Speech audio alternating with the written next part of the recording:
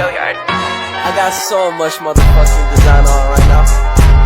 Break it down, bring it back, make it clap. I got 3 old thoughts, new block, where that dick. Bitches on my line, and you know.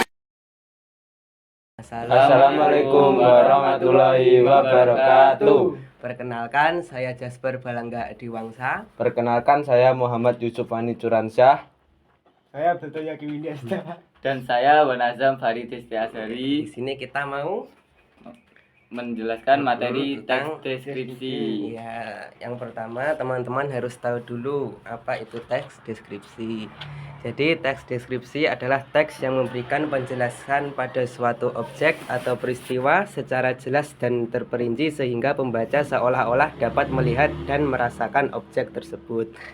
Di dalam sebuah teks pasti terdapat apa teman-teman? Terdapat ide pokok dan ide pendukung. Ya, ide pokok adalah topik yang mendasari susunan sebuah paragraf dalam bacaan. Sedangkan ide pendukung adalah ide yang mengembangkan ide pokok dengan kalimat yang lebih mendalam dan terperinci. Ide pokok memiliki beberapa ciri-ciri. Yang pertama ada memuat persoalan pokok atau masalah inti. Yang kedua bersifat umum. Yang ketiga tidak memerlukan penjelasan lebih lanjut. Dan yang keempat menjadi acuan untuk mengembangkan ide pendukung. Sedangkan ciri-ciri ide pendukung yang pertama memuat penjabaran dari ide pokok. Yang kedua berupa kalimat khusus atau spesifik. Yang ketiga bersifat mendukung atau menjelaskan. Dan yang terakhir memerlukan bukti atau alasan untuk memperkuat argumen. Setelah memahami ide pokok dan ide pendukung, di dalam sebuah teks pasti terdapat kata. Arti sebuah kata dapat kita cari melalui apa? Apa tuh? Melalui Kamus. Melalui KBBI. Kepanjangannya apa KBBI? Kamus Besar Bahasa Indonesia. Jadi kalau teman-teman kesulitan mencari sebuah arti pada teks deskripsi dapat melihat kamus. Selanjutnya ada sudut pandang ya dalam sebuah teks. Apa itu sudut pandang?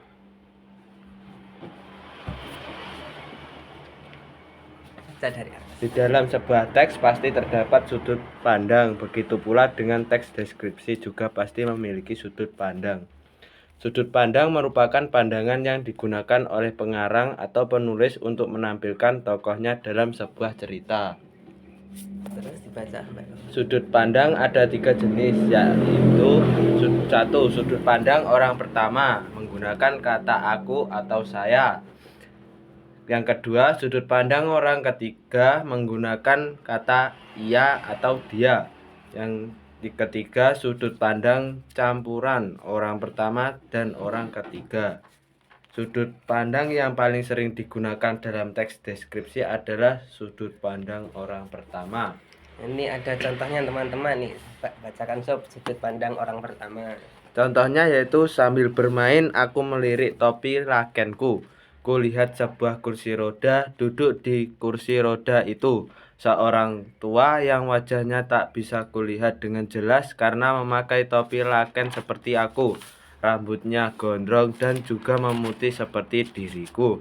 Namun ketuaannya bisa dilihat dari tangannya yang begitu kurus dan kulitnya yang sangat keriput. Ya, contoh. Tangan itulah yang berangkat dan tiba-tiba menggenggam sebuah gitar listrik yang sangat indah. Sudah? Udah. Ya. Terus ada lagi contoh bacaan yang menggunakan sudut pandang orang pertama. Ini buku harian. Buku harian apa? Ada yang tahu buku harian? Belum tahu. Belum tahu. Buku harian Buku yang menceritakan menceritakan cerita kita keseharian keseharian kita. kita. Itu juga menggunakan sudut pandang orang pertama, menggunakan kata aku atau saya. Selanjutnya ada di dalam teks pasti ada konjungsi ya. Apa itu konjungsi? Ya. Konjungsi atau kata hubung merupakan kata yang digunakan untuk menghubungkan kata dengan kata, kalimat dengan kalimat, dan paragraf dengan paragraf. Jenis-jenisnya apa aja? Jenis-jenisnya baik atau maupun. Contoh kalimat, baik kakak maupun adiknya tidak suka makan sayur. Tidak hanya tetapi juga. Seluruh karyawan tidak harus tidak hanya harus setuju, tetapi juga harus patuh terhadap setiap aturan perusahaan. Demikian sehingga mobil di tol berpacu demikian cepat sehingga sulit untuk ditangkap mata kamera. Berarti apa tuh namanya? Konjungsi Konjungsi korelatif. yang pertama ada itu. Konjungsi koordinatif. Konjungsi koordinatif adalah konjungsi yang menghubungkan dua unsur atau lebih yang sama penting atau memiliki status sintaksis yang sama. Contohnya apa? Contohnya dan atau melainkan, padahal, sedangkan, serta, dan tetapi. Lanjut konjungsi selanjutnya. Konjungsi subordinatif. Konjungsi yang menghubungkan dua klausa atau lebih dan klausa tersebut tidak memiliki status sintaksis yang sama.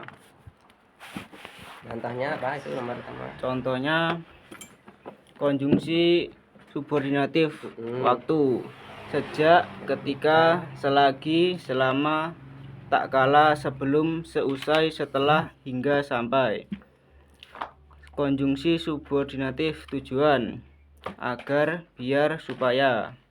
Konjungsi subordinatif alat. Dengan, tanpa.